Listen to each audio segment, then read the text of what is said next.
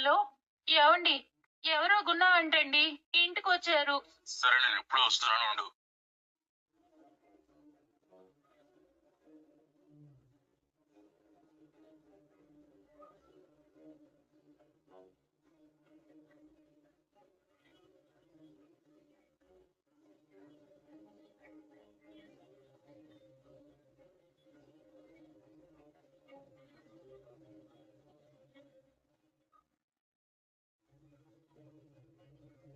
అరే sir, bag మర్చిపోయినట్టున్నాడే.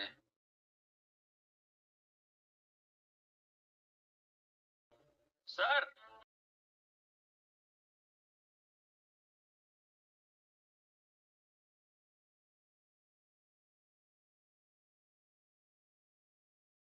Happy birthday రా. Thanks అక్క. ఇవాళ గుళ్ళో ప్రసాదాలు పంచి పెడదామని నిన్ను అల్లుడు గారిని పిలవమన్నాను. వాడొద్దన్నాడని మా ఆయన్ని పిలవకుండా ఉంటావా? నువ్వేమేని అనుకోక, మీ ఆయన రావడానికి వీల్లేదు. ఈ రోజు శివ పుట్టినరోజు. అలాగా? నాకు తెలియనే లేదే. అమ్మ గుడికి వెళ్లి ప్రసాదం పెడతానంది.